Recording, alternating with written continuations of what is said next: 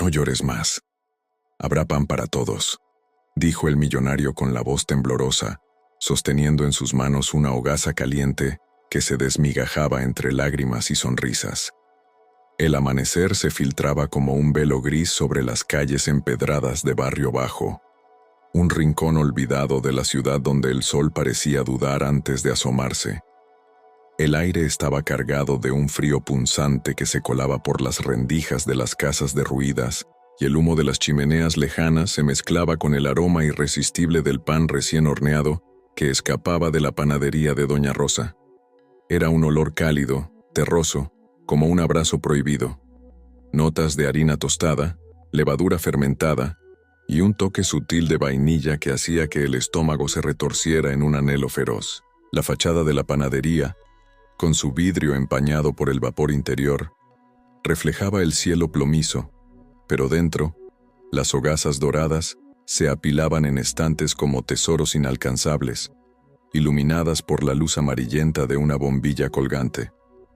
Frente al vidrio, acurrucados contra el frío del pavimento irregular, estaban ellos, un puñado de niños de no más de 8 o 9 años, descalzos y con ropas raídas que colgaban como sombras de lo que alguna vez fueron prendas. Sus pies, sucios y agrietados por el roce constante con el asfalto áspero, se enredaban en un nudo de desesperación compartida. El mayor, un chico flaco llamado Javier con el cabello revuelto como paja quemada, presionaba su naricita contra el vidrio, dejando un rastro empañado de aliento. Sus ojos grandes y oscuros brillaban con un hambre que no era solo física.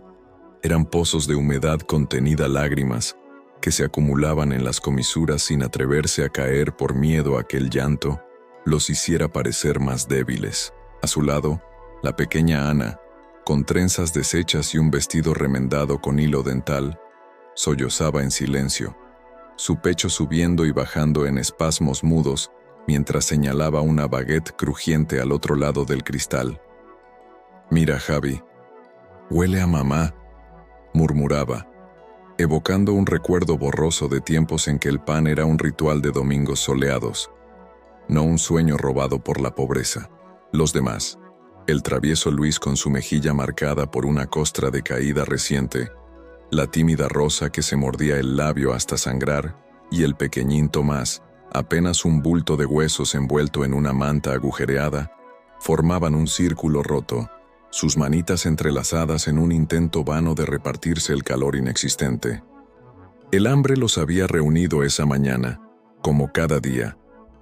Huérfanos o abandonados por padres consumidos por el trabajo precario o la adicción, vivían de migajas recolectadas en basureros y de la ocasional limosna de transeúntes indiferentes.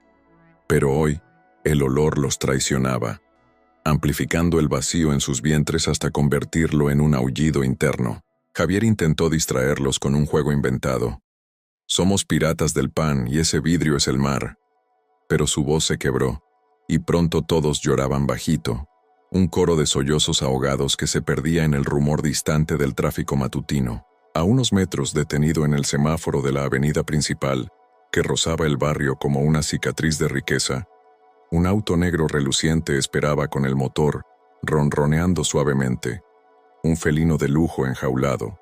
Dentro, al volante, estaba Eduardo Salazar, un hombre de 50 años cuya vida era un tapiz de excesos invisibles, vestido con un traje de lana italiana que costaba lo que una familia como la de esos niños ganaba en un año, su cuello rodeado por una corbata de seda azul marino, que hacía juego con sus ojos fríos como acero pulido. Eduardo sorbía un café de vainilla de una taza térmica de porcelana fina. Su reloj de oro, un Patek Philippe que marcaba no solo las horas sino el peso de fortunas acumuladas, reflejaba el tablero de instrumentos digitales del Bentley. Era un titán de las finanzas, CEO de Salazar Ventures, un imperio de inversiones que devoraba startups y escupía dividendos. Pero bajo esa fachada de control absoluto, el cabello plateado peinado con precisión quirúrgica, la mandíbula cuadrada que no sonreía desde su último divorcio, yacía un vacío hueco, un eco de desconexión que lo había aislado del mundo real como un acuario de cristal. Eduardo no solía transitar por Barrio Bajo. Su ruta habitual serpenteaba por autopistas elevadas y túneles privados que lo blindaban de la crudeza urbana. Pero esa mañana, un desvío por una reunión temprana con inversionistas lo había arrojado allí, y ahora, mientras el semáforo se mantenía en rojo eternamente, sus ojos se posaron en la escena frente a la panadería. Al principio, fue curiosidad mera, un parpadeo en la monotonía de su rutina. Los niños con su ternura cruda, las manitas temblorosas presionadas contra el vidrio, las mejillas hundidas que aún conservaban la redondez de la infancia inocente, contrastaban brutalmente con su propia frialdad. Él, envuelto en cuero perfumado y aire acondicionado a 22 grados exactos, los veía como manchas borrosas en un lienzo gris, pero algo en sus sollozos, un gemido agudo de Ana que perforó el vidrio polarizado del auto, lo inquietó. Culpa, tal vez, un residuo de la educación jesuita de su juventud pobre, antes de que el primer millón lo elevara a los cielos del olvido. ¿Qué hacen ahí? ¿Por qué no entran?, murmuró para sí, tamborileando los dedos en el volante, su anillo de sello grabado con el emblema familiar, reluciendo como una corona. El semáforo cambió a verde, pero Eduardo no aceleró. En cambio, giró el volante con un movimiento impulsivo, estacionando el Bentley junto a la acera con un chirrido que hizo que los niños alzaran la vista, sus ojos húmedos agrandándose en una mezcla de temor y esperanza. Salió del auto con la gracia de un felino herido, el traje impecable, arrugándose ligeramente contra la puerta, y el contraste fue cinematográfico. Su silueta alta y erguida contra el amanecer gris proyectando una sombra larga, que engulló a los niños como una ola de destino. Ellos retrocedieron instintivamente, Javier interponiéndose con bracitos extendidos. «No nos haga daño, señor». Mientras Ana se aferraba a la manta de Tomás, su llanto cesando en un hipo asustado, Eduardo se detuvo a unos pasos, el olor del pan invadiendo su nariz por primera vez en años. No el pan precocido de sus caterings privados, sino el auténtico, humeante, vivo. «Yo solo quería ver», dijo, su voz un bajo grave, desprovisto de calidez, como si las palabras fueran transacciones fallidas. Doña Rosa, la panadera, una mujer robusta con delantal manchado de harina y el rostro surcado por décadas de amasados, asomó la cabeza por la puerta entreabierta, su expresión una mezcla de recelo y fatiga. «Señor, estos angelitos no tienen ni un peso. Si no compra, déjelos en paz». Eduardo la miró luego a los niños, y algo se quebró en su armadura. La ternura de Rosa, con su manita temblorosa rozando la rodilla de Luis en un gesto protector, lo golpeó como un eco de su propia infancia, cuando su madre horneaba panes en una cocina de lata para alimentarlo. Sin una palabra más, entró en la panadería. El tintineo de la campanilla anunciando no solo un cliente, sino un giro en el guión de la mañana. Emergió minutos después con una bolsa rebosante, hogazas crujientes, bollos dulces rellenos de crema, panes de maíz aún calientes que empañaban el aire con su vapor. «Tomen», dijo, extendiendo la bolsa con una rigidez que traicionaba su desconexión, como si estuviera firmando un contrato en lugar de regalando vida. Los niños se abalanzaron con una delicadeza instintiva, sus deditos sucios rompiendo la corteza con reverencia, migajas cayendo como nieve bendita sobre el pavimento.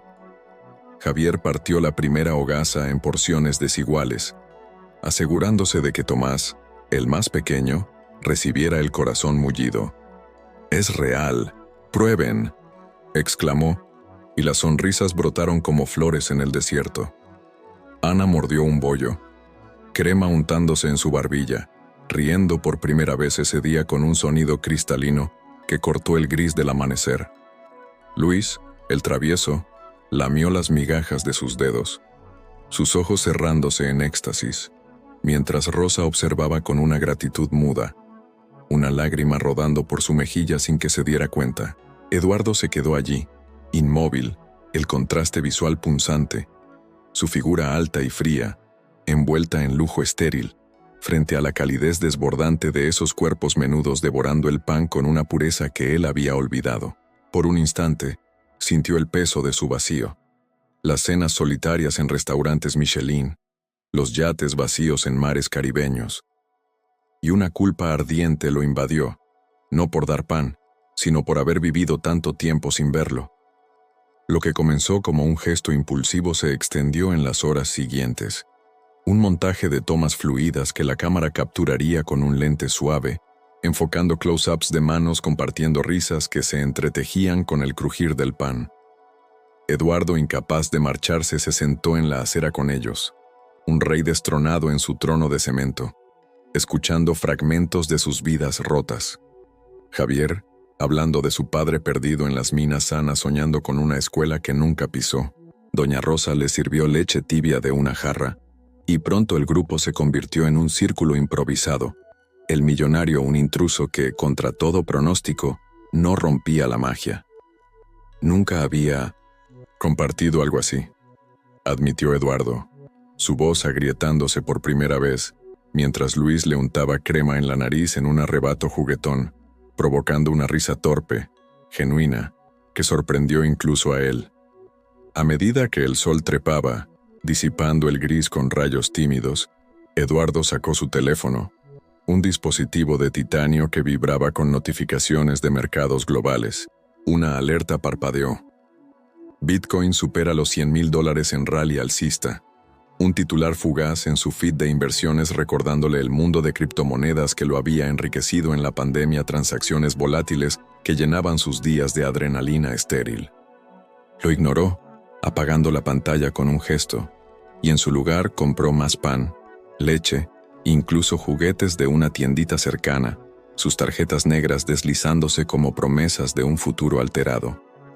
Los días se convirtieron en semanas, un arco narrativo de transformación filmado en secuencias contrastantes. Los niños, antes sombras del hambre, ahora con mejillas sonrosadas y ojos brillantes, inscribiéndose en una escuela gracias a los fondos de Eduardo.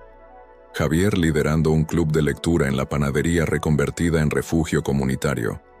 Doña Rosa, con su delantal ahora bordado con donaciones, horneaba no solo para sobrevivir, sino para sanar. Pero el cambio más profundo era en Eduardo. El hombre vacío, que una vez medía el éxito en ceros de su cuenta, ahora encontraba propósito en las mañanas de pan compartido. Vendió acciones especulativas para financiar un comedor infantil. Asistió a reuniones no en salones de cristal, sino en mesas de madera astillada, rodeado de risas que llenaban su silencio interno. La culpa inicial se transmutó en redención, la curiosidad en amor paternal difuso hacia esos niños que le recordaban su propia fragilidad. Y así, el tiempo giró de vuelta a ese amanecer gris, donde el gesto de una bolsa de pan había deshecho nudos de desesperación. No llores más. Habrá pan para todos, dijo el millonario con la voz temblorosa, sosteniendo en sus manos una hogaza caliente que se desmigajaba entre lágrimas y sonrisas. Los niños, con barrigas llenas y corazones hinchados de esperanza, lo abrazaron en un enjambre de ternura. Y Eduardo, por primera vez en décadas, lloró no de vacío, sino de plenitud. En ese círculo roto y rehecho, la humanidad renació. Los niños soñaron con mañanas sin hambre, y el millonario, redescubriendo su alma, halló el propósito que el lujo le había robado. Un legado no de fortunas, sino de hogazas compartidas, de vidas entrelazadas en el aroma eterno del pan. Suscríbete para más historias que tocan el corazón y cambian vidas.